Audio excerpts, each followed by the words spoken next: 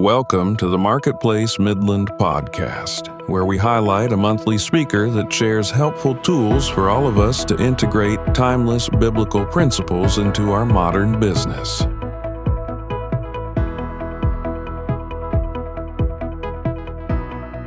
So, on a personal note, I met Jordan probably when he was still in college because his future wife, Brittany, was a roommate of one of our family friends, Hillary Posey. And so I met him when we would be up there in Lubbock in basketball tournaments and so forth that my kids were playing in. And I will say this, he did over-marry pretty substantially. And I continue to like Brittany a little bit more than I like Jordan. But Jordan, as I just read in his bio, did end up locating to Midland after he got out of Harvard Business School and came here and went into business. And one of the, probably, I don't know if you remember this, Jordan, but you were in between jobs at some point, and we actually talked to you about coming to work with us. And it's probably one of the biggest mistakes that I ever made was not closing that deal. But anyway, things have worked out pretty well for Jordan without us. Another thing just to say about Jordan on a personal note is as busy as he is, as much as he has going on, he always has time for other people. And one of the things that I've noticed is that as busy as he is, he's out there coaching flag football. I think right now he's coaching 7th grade basketball at Midland Christian. And in fact, during flag football season a couple of years ago, there were so many parents that wanted their sons to be coached under Jordan that he was coaching 2 teams. One that his son played on, and another team that I think my grandson might have been on. And but the point being is, who do you want to influence your son? Well, you want Jordan Strebeck to influence him. So we're in for a treat. Jordan, if you'll come and share some remarks, we'd appreciate it. Thank you very much.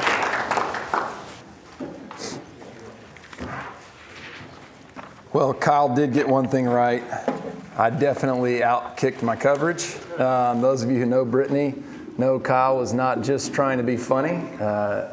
She definitely, if you know her and know me, you like her more than you like me. And that just says something about your ability to judge character.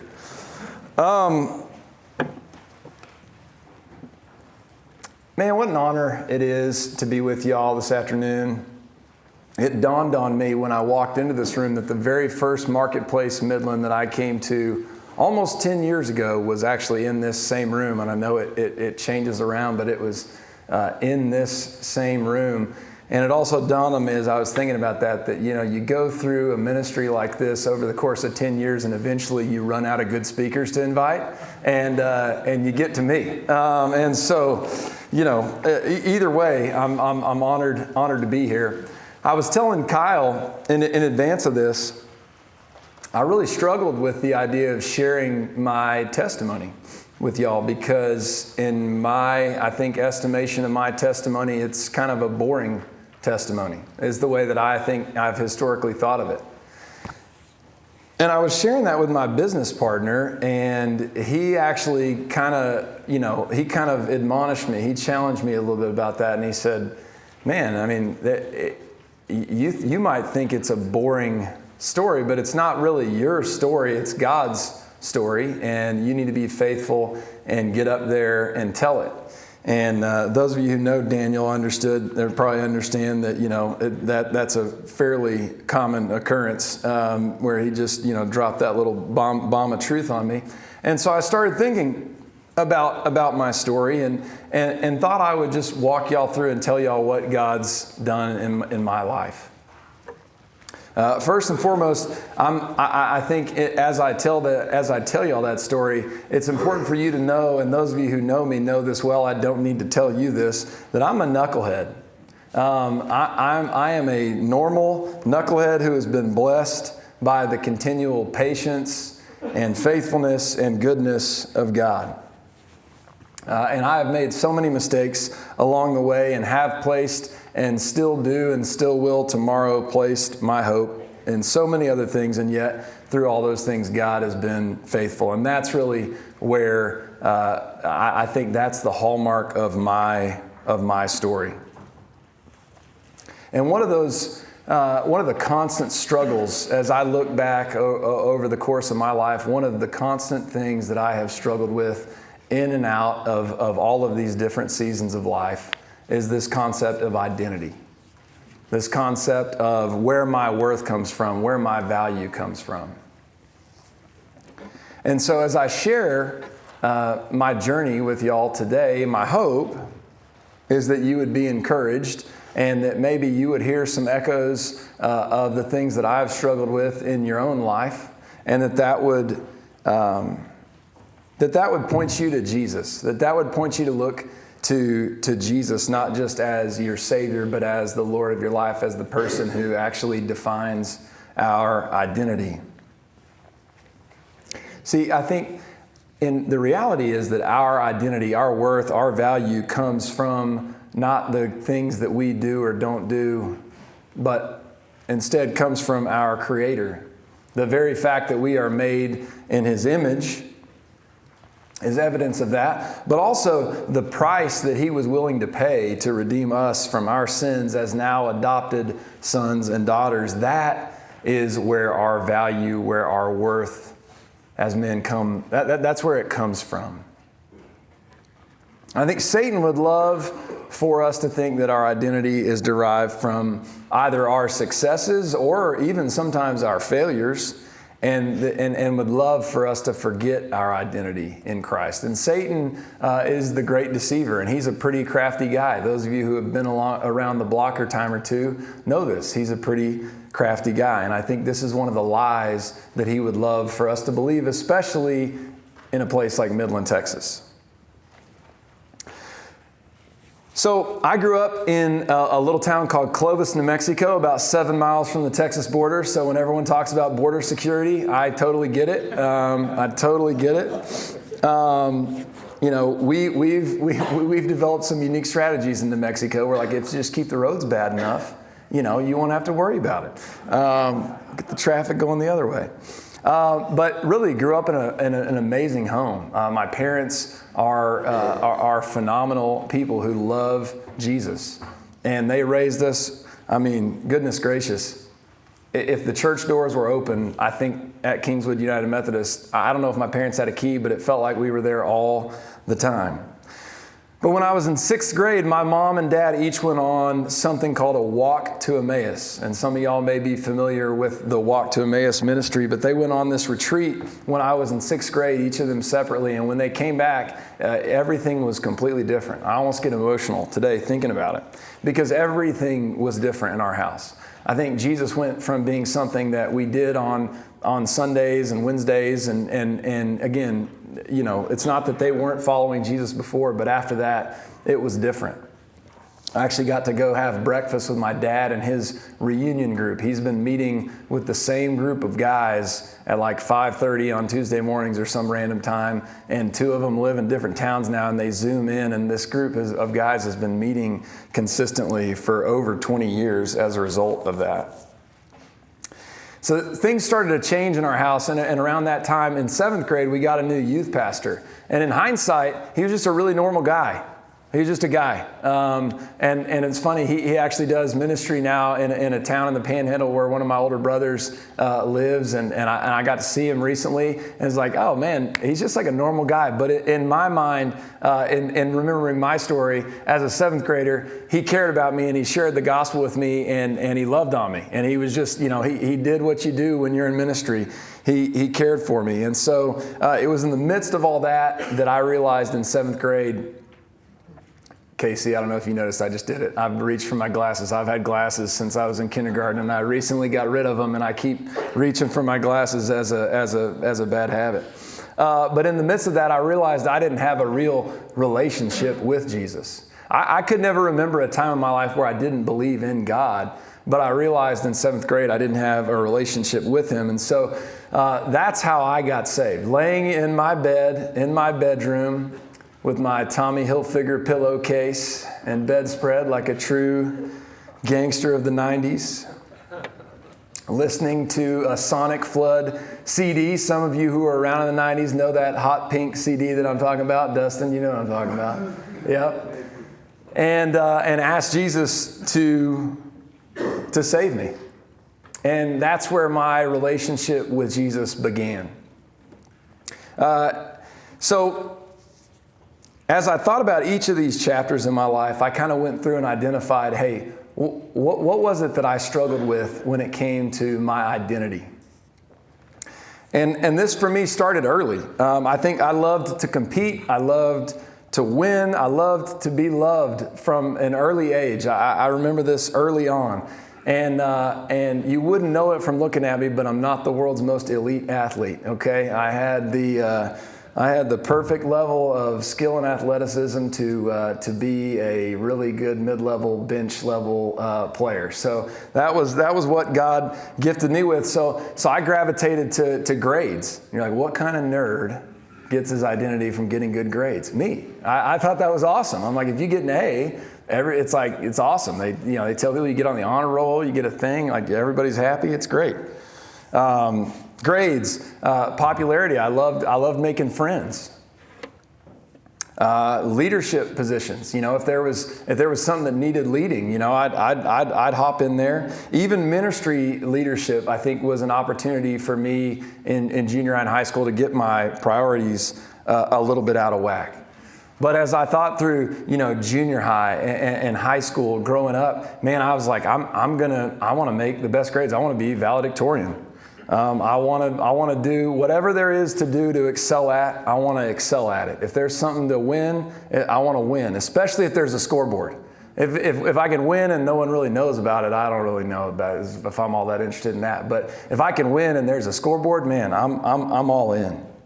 I want to be the student body president. I want to go to college somewhere no one from Clovis has ever gone to college before.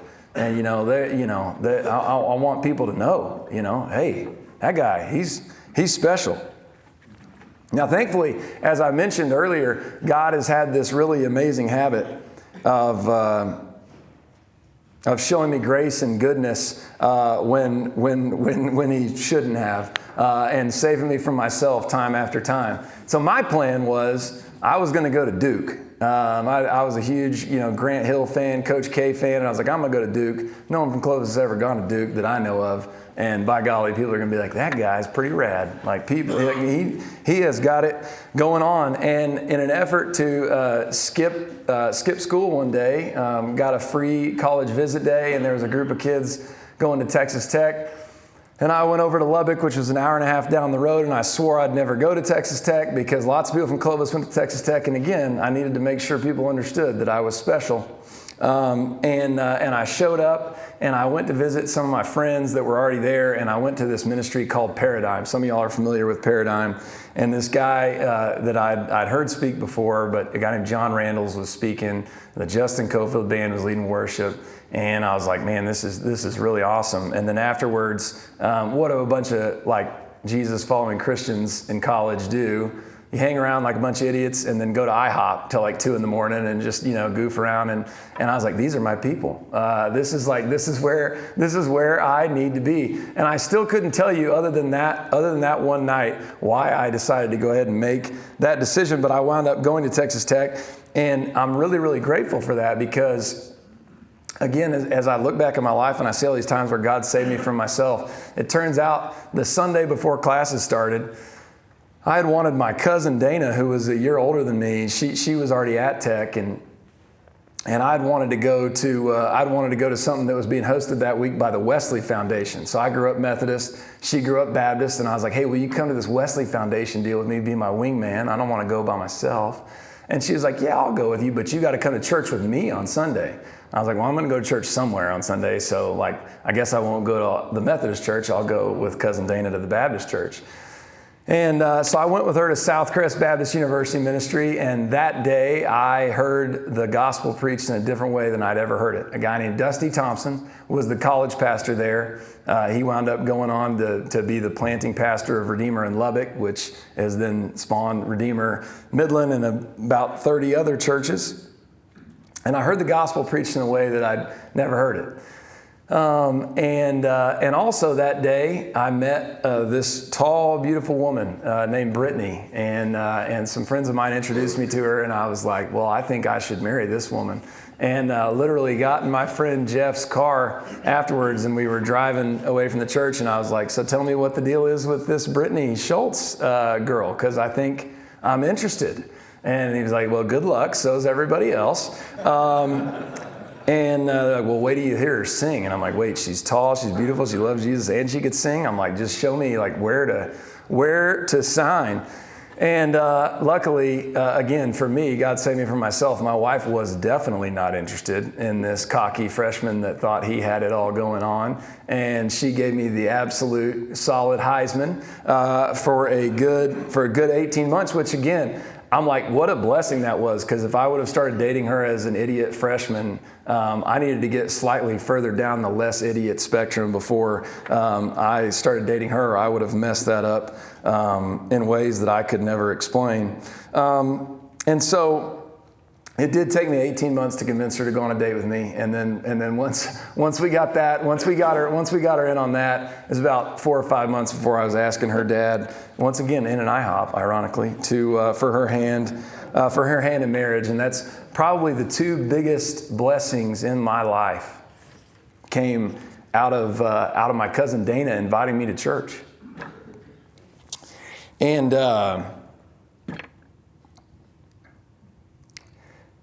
this on Saturday, I drove with my brother and my nephew. I drove to Florence, Texas, outside Austin, to attend my cousin Dana's wedding.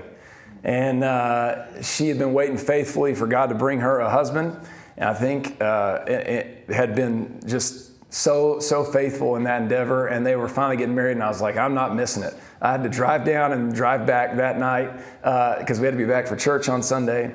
And I was like, but I'm not missing it because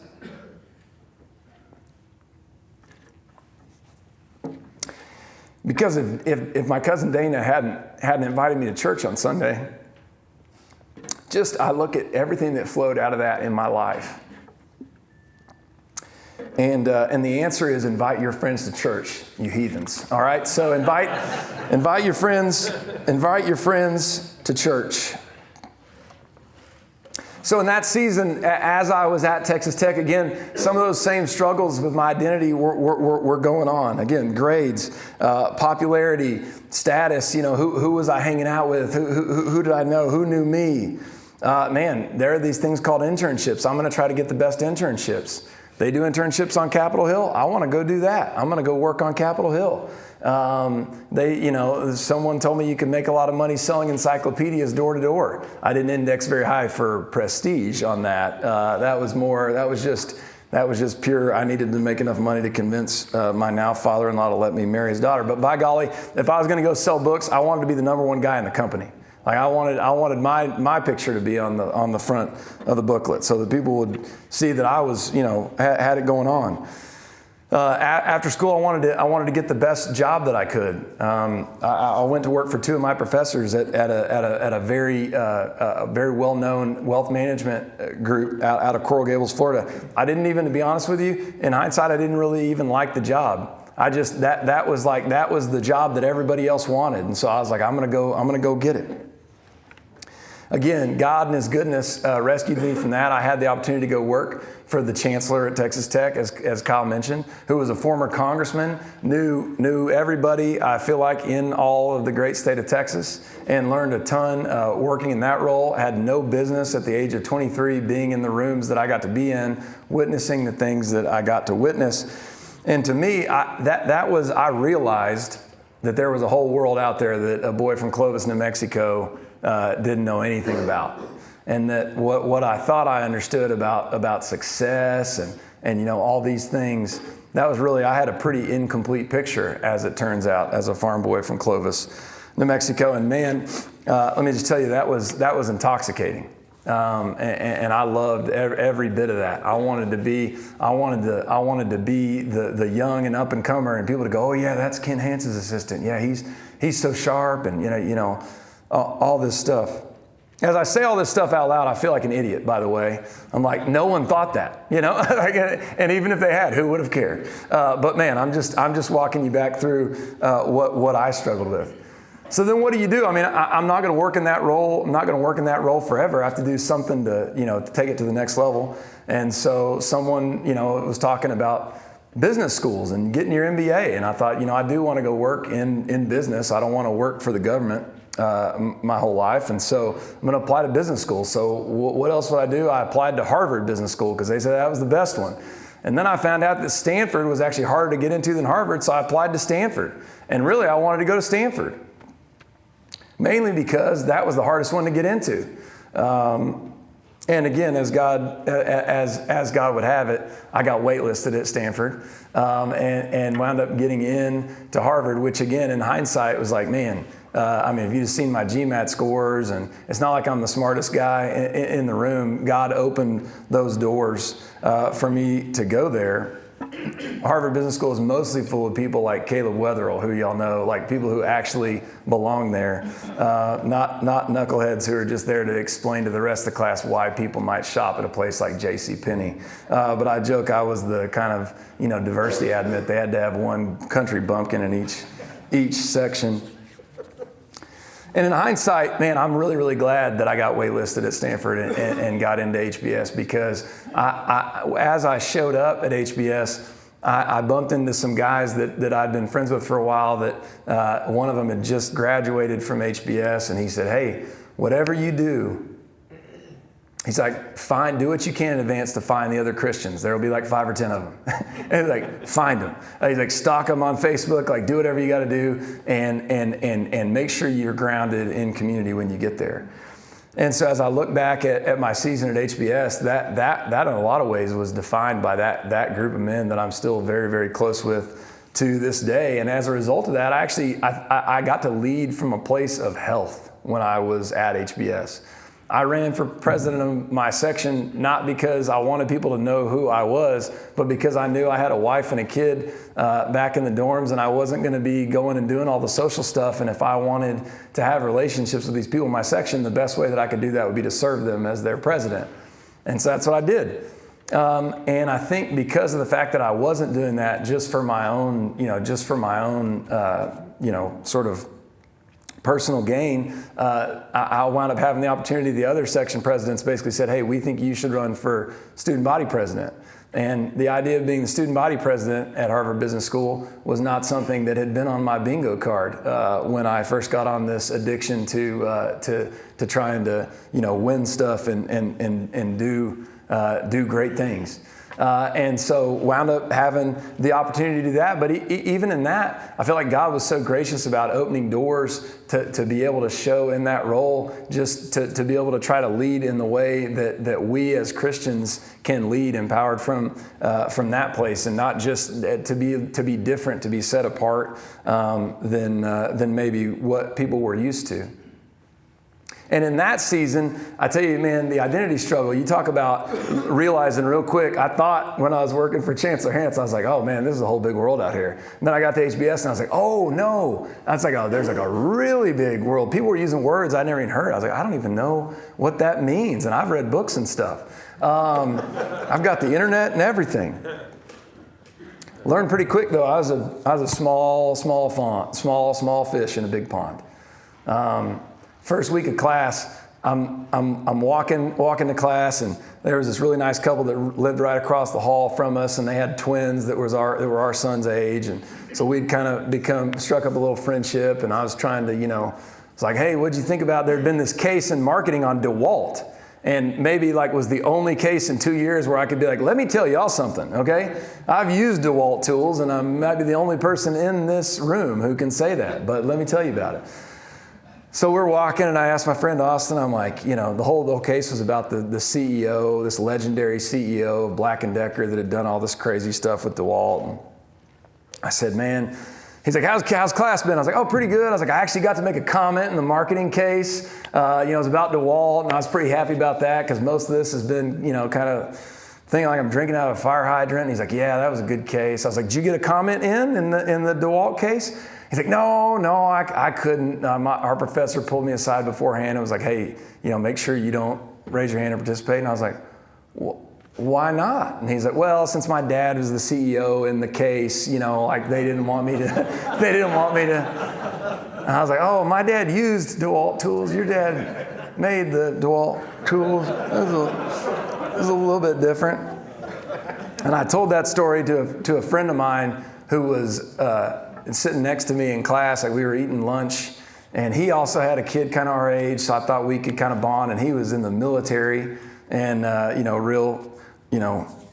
real humble about it and everything. And I thought, hey, I'm gonna make a friend with this guy's normal. I'll be kind of friends with him. And then a couple weeks later, found out his dad owned like part of the Tampa Bay Devil Rays, and he was a Navy SEAL and worked at the White House. And I was like, this place, man, this place. I'm a small fish in a big pond. After HBS or even during HBS, Brittany and I really had a big conviction that we wanted to move back to West Texas. And we didn't really care, honestly. We would have done Abilene. We would have done probably, we might have done Lamesa. I don't know, Amarillo, Lubbock, Midland, Odessa. We really didn't care. We just wanted to get back where there was no humidity and you didn't have to pay for parking. And so I started cold emailing everybody I could think of to see if anyone would give me an internship. I would try to be honest and say, I'm an MBA student at Harvard Business School, and I know nothing about oil and gas, but I'd love for you to pay to teach me about it. I think most of them were like, well, that sounds like a bad deal for us. And again, I look at all these moments where God saved me from myself, and my goal was I wanted to go work at a big public company, because then I could be like, oh, I'm going to work my way up to be an executive at a big public company. And there is a guy, he is still alive. There is a guy in this story, it's past tense, so he was a guy back then, named Chip Smith. Some of y'all know Chip, that is the CEO at Piedra, and Chip had grown up next door to my parents in Clovis, New Mexico. Who knew? And my dad mentioned to his dad at a holiday party that, that Jordan was looking to go get a job in Midland. He's like, well, have him go talk to Chip. And Chip talked to me and said, hey, look, I don't know that you want to go do an internship at one of those big public companies. I was kind of telling him the groups that I was looking at. And he said, come work for us. Come intern with us. And I said, well, I thought you said y'all didn't have an internship program. And he's like, we don't. But, just come work for us anyway. We'll figure it out, We'll figure it out. And so I had the blessing to go work for Robert Beetrell and Chip Smith and that whole team over at Piedra, which has been a huge blessing even still in my life.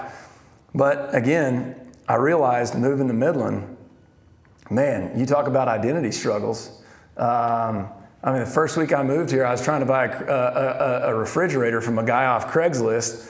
And in the process of trying to kind of haggle with him to see if I could get him to come down a little bit off his price, just a little bit, realized that he was making more money than I was. He was driving a water truck for Halliburton and was making way more money than I was about to make when I started my new job next week.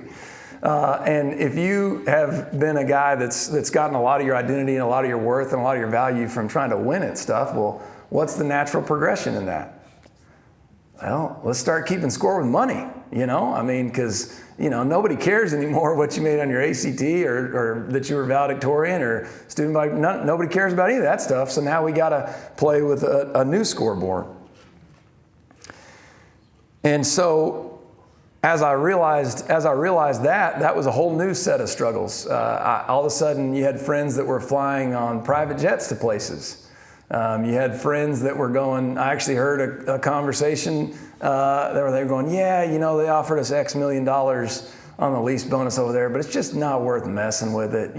Just more work, just not worth messing with it. More money than I thought I'd ever existed in the world around here was just chump change to some people. And that was kind of a wake-up call for me. Wound up working for Piedra for a little over 3 years. Had an amazing experience there, and then had the opportunity to go out with a guy that had been my friend since college, had been in a Bible study that I had led in college, named Daniel Charbonnet, and we were able to go start Fortress together back in 2017, which was the most terrifying thing maybe that I've ever been a part of. The first time in my life I didn't have a job with a salary. It was terrifying, but I just kind of felt this tug. And again, in hindsight, that was all God's faithfulness. And through that same identity struggle, that same idea of like, where does my worth, where does my value actually come from? Satan has continued to mess with me on that, even still probably today and definitely tomorrow, with this idea of any of that coming from an external source. And here's the problem with that. If we're going to measure our worth or get part of our value or our identity from things that are sort of whatever, you pick it. You know your heart better than I do. But eventually, we're going to run into some issues with that. Because someone is always going to have a little bit more. Okay, if your measuring stick is money, Midland's a bad place to be. I might suggest you relocate to a much smaller, not Midland place. Because someone always has more. Someone's always got, everyone but one. Every company here in the Permian Basin except one has somebody who's making more barrels a day than they are, or has more acres than they do, or is running more rigs than they are, or has more free cash flow, or has more houses in Aspen, or whatever the thing is that you're going to measure. And that realization was kind of a hard one for me, because as I grew and as God continued to be kind and generous to me, I realized that if I chased that scoreboard, it would come at the detriment and the destruction of things that were much more important than that. And so then that led to a process of me kind of having to take a step back and say, okay, well, who am I then if I'm not the best?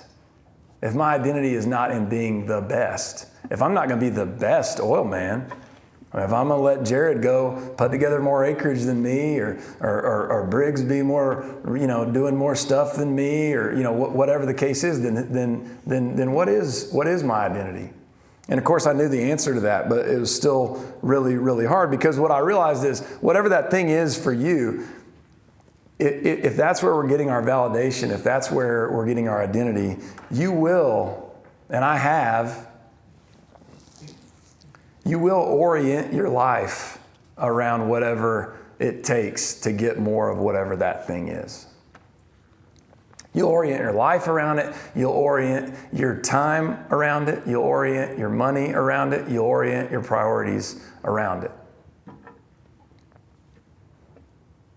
And ultimately, the things that you probably actually know intuitively actually matter, because the truth of the matter is nobody cares what the number is, or nobody that you actually care about, I should say, cares about what the number is on your balance sheet or how many employees you've got or any of that stuff. Your kids definitely don't care.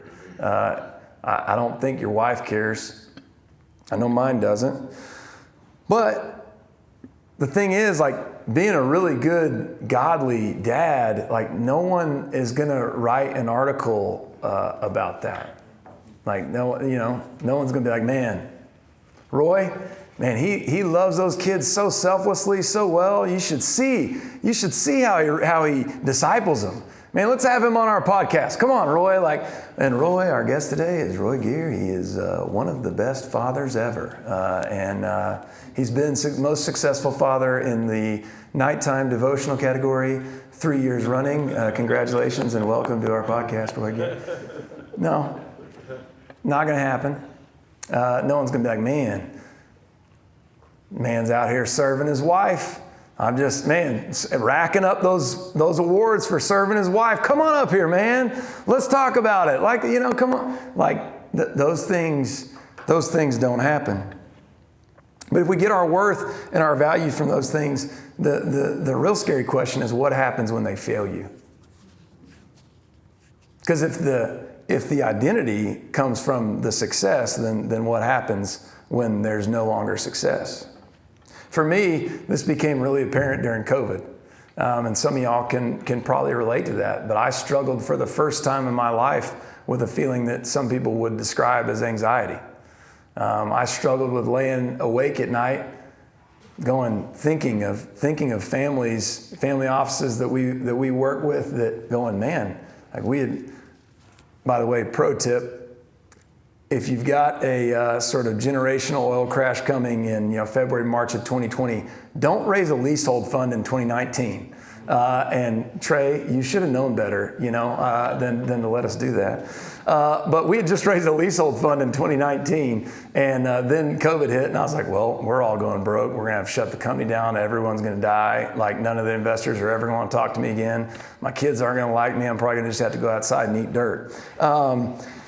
And what I realized through that season, there was a really dark couple weeks there where, I just really was struggling and battling through all that. And again, what I saw is the flip side of that coin, if we're getting our identity from things outside of Jesus, is, man, that sucker can go the other direction in an absolute hurry. And if you haven't experienced that, I'd say at some point you probably will. And it doesn't have to be money. It can be lots of things. It depends kind of on how you're wired and what you value and who knows. But I have watched so many people, and some of the things that God has used in my life over the past 5 years in really, really painful ways to help me see some of these truths. Or I've watched some people that I know and love and really, really care about absolutely make a mess of their lives and absolutely burn stuff down to the ground because their identity got out of whack. And that led to addiction. And that led to a misplacement of priorities in the home. And that led to lies to cover up the thing that was the thing. And I've watched those things get out of whack, get out of their natural, the way that God intended them to be in their ordering. And all I can say to that is that there go I, but for the grace of God. But I also say that as a warning that there is no life to be had there. And I've watched it not just in myself, but in others. There is no life to be had in climbing the ladder of success. A ladder always ends somewhere. And there is also no life to be had in the inverse side of what comes when you realize that climbing that ladder is not going to do it for you.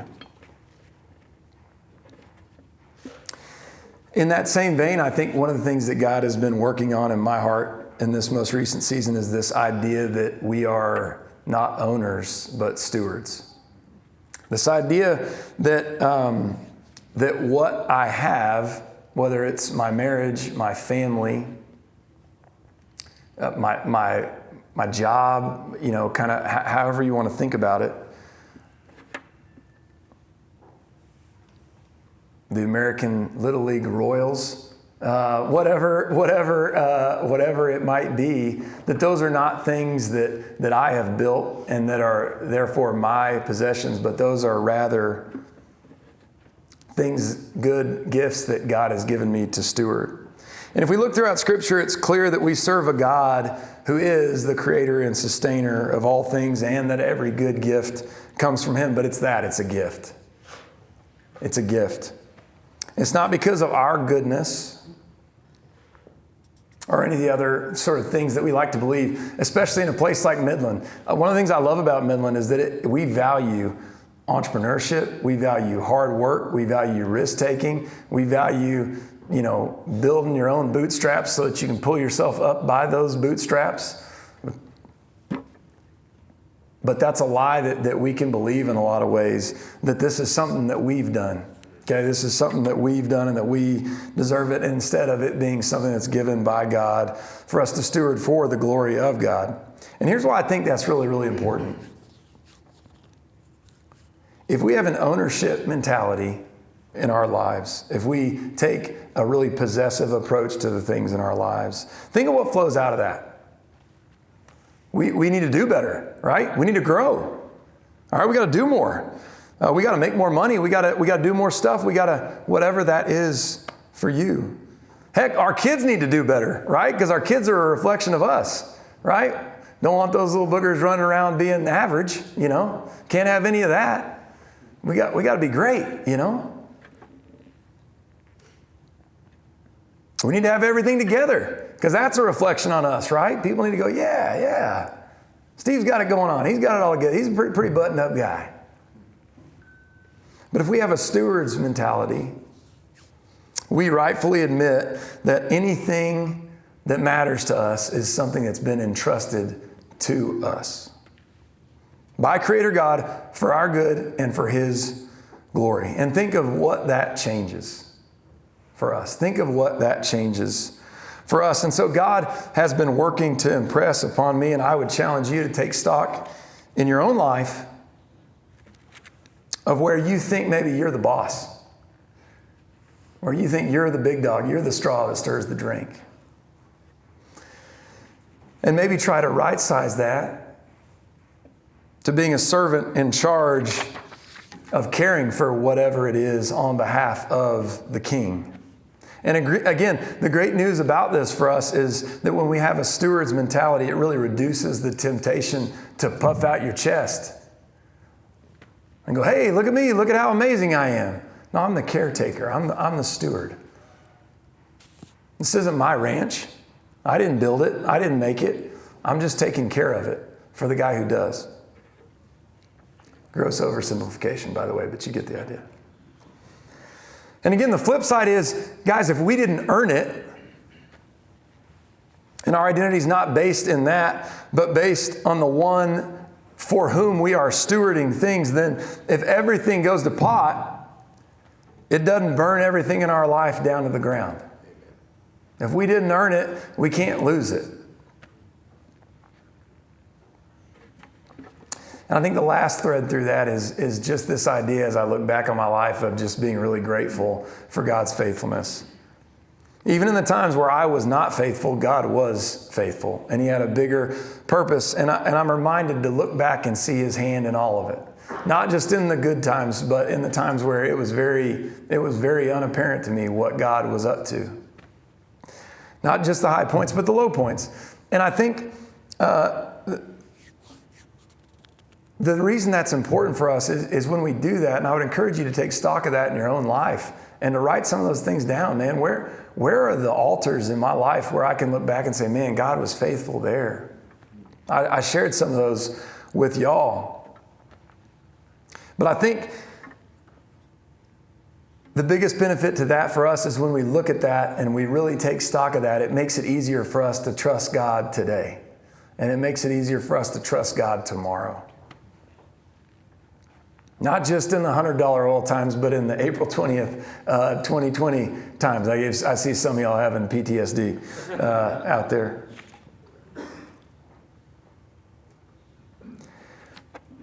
And as I look back on that, and as I thank God for those things, I'll tell you, like, one of the things that I'm most grateful for is that God has seen fit to continue to love me and to continue to be faithful to me in spite of the fact that I do not deserve it. And that goes to show His goodness. And that goes to show what kind of God we serve. And I love that in Scripture we see God referred to as the God of Jacob. Because we all know Jacob is a character from the Old Testament. Some of y'all heard me talk about this.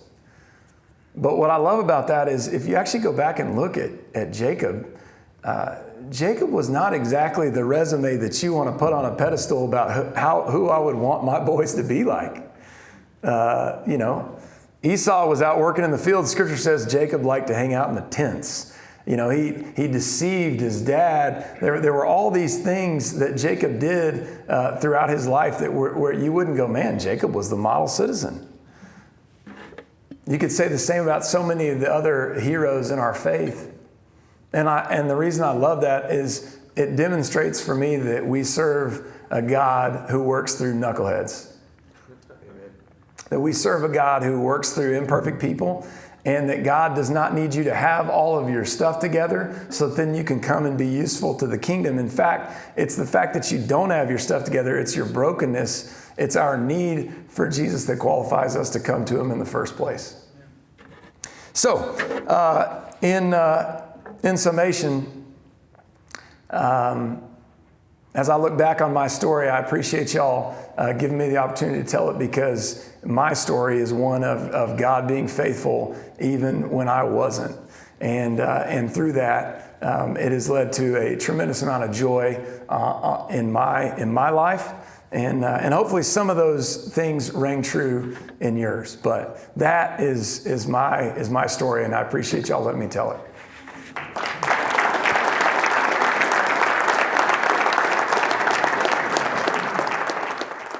Thank you for joining us for this episode of the Marketplace Midland podcast. Please join us next month with speaker Andy Deck.